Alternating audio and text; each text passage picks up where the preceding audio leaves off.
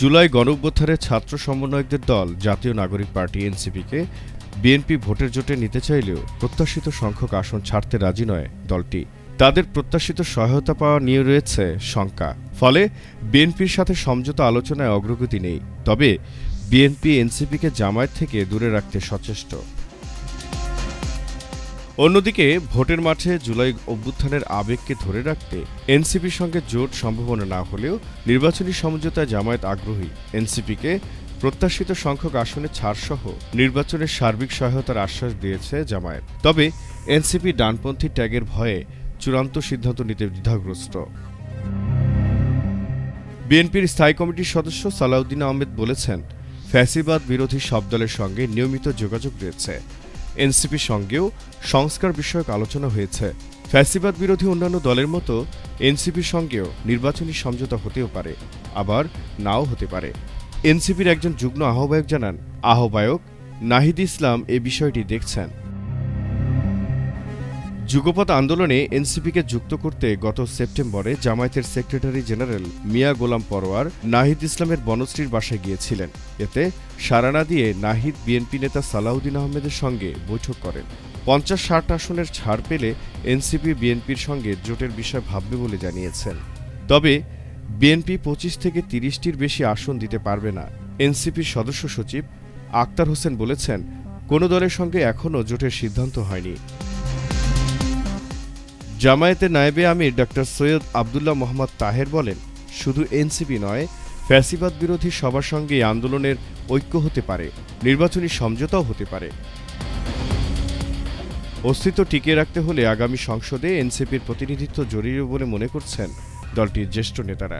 বিএনপির সঙ্গে গেলে কম আসন পাওয়া যাবে, তবে জয়ের সম্ভাবনা বেশি। বিএনপি ২৫ থেকে ৩০টি আসন ছাড়লেও অধিকাংশই জয়ী হওয়া সম্ভব। তবে নিজেদের আর্থিক ও সাংগঠনিক সামর্থ্য না থাকাই বড় সমস্যা। এছাড়া বিএনপি আসন ছাড়লেও দলটির স্থানীয় নেতারা স্বতন্ত্র প্রার্থী হবেন না, এ নিশ্চয়তা নেই। নির্বাচনী আইন সংশোধন হওয়ায় জোট করলেও এনসিপি নেতাদের নিজ দলীয় প্রতীকে নির্বাচন করতে হবে। নির্বাচনী এলাকায় ধানের শীষ না থাকলে ১৬ বছর ধরে নির্বাচনের জন্য মুখিয়ে থাকা বিএনপি নেতারা স্বতন্ত্র প্রার্থী হতে পারেন। তখন সাংগঠনিক এবং আর্থিক সামর্থ্যে পিছিয়ে থাকা এনসিপির প্রার্থীরা মাঠে টিকতেই পারবেন না। সমমনা দলগুলোর সঙ্গে সমঝোতা হলে জামায়াতে ইসলামী আগামী জাতীয় নির্বাচনে ১০০ আসন ছেড়ে দিতে পারে বলে জানিয়েছেন দলটির সেক্রেটারি জেনারেল মিয়া গোলাম পরোয়ার। ৩রা অক্টোবর খুলনায় এক অনুষ্ঠানে প্রধান অতিথির বক্তব্যে তিনি একথা জানান।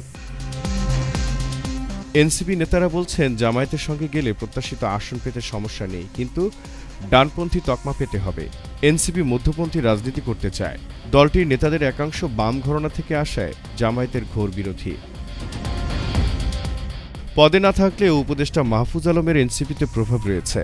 গত মাসে ফেসবুকে তিনি লিখেছেন, ইতোমধ্যে অর্ধ ডজন মৌদুদিবাদী দল রাজনীতিতে রয়েছে, আরেকটি বাড়লে নতুন কিছু তৈরি হবে না। এনসিপি নেতারা বলছেন, জামায়াতের সঙ্গে গেলে ৫০ থেকে ৬০টি আসনে ছাড় পাওয়া যাবে। জামায়াতের সংগঠন এবং জনবল এনসিপি প্রার্থীদের পক্ষে নিজ খরচে শতভাগ কাজ করবে। জামায়াতের কেউ বিদ্রোহী প্রার্থী হবেন না, কিন্তু এতে রাজনৈতিক স্বকীয়তা ধরে রাখা কঠিন হবে।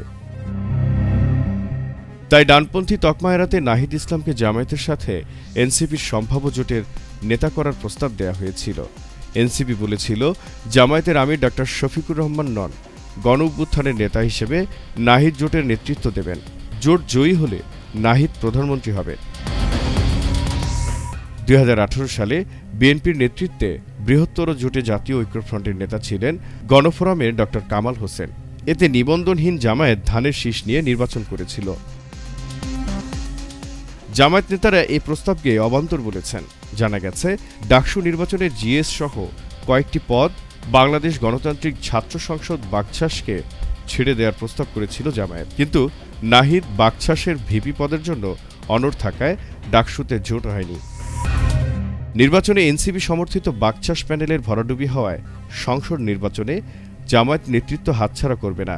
জামায়াতের সঙ্গে চরমোনাই পীরের নেতৃত্বাধীন ইসলামী আন্দোলন সহ অন্যান্য দলও রয়েছে, তারাও এতে সম্মত হবে না। জুলাই অভ্যুত্থানের প্রতি জনগণের ভাবাবেগের কারণে জামায়াত দলটির প্রতি আগ্রহী। জামায়াতের মূল্যায়ন হলো এনসিপিকে সঙ্গে রাখলে এই আবেগ বিএনপির দিকে যাবে না। জরিপ অনুযায়ী সারা দেশে এনসিপির ৩ থেকে ৪% ভোট রয়েছে, কিন্তু সংগঠন না থাকায় এককভাবে নির্বাচনে তারা তাও পাবে না। জামায়াতের সঙ্গে যুগপৎ আন্দোলনে থাকা মাওলানা মামুনুল হকের নেতৃত্বাধীন বাংলাদেশ খেলাফত মজলিস এবং খেলাফত আন্দোলনের সঙ্গে এনসিপির ঘনিষ্ঠতা রয়েছে।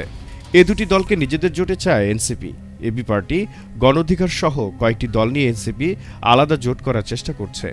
এতে বিএনপির সঙ্গে আসন নিয়ে দর কষাকষিতে তারা সুবিধাজনক অবস্থানে থাকতে পারবে বলে মনে করছে। হেফাজতে ইসলামের মুরব্বীরা জামায়াতের সঙ্গে সমঝোতার ঘোর বিরোধী। হেফাজত আমির মহিবুল্লাহ বাবুনগরী জামায়াতকে ভোট না দেওয়ার আহ্বান পর্যন্ত জানিয়েছেন। এই পরিস্থিতিতে বিএনপির মতো এনসিপিও কওমি মাদ্রাসা ঘরানার ইসলামী দলগুলোর ভোট পেতে হেফাজতের সমর্থন চাইছে।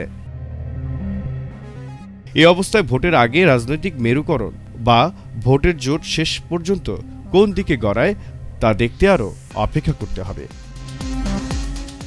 ভিউজ বাংলা।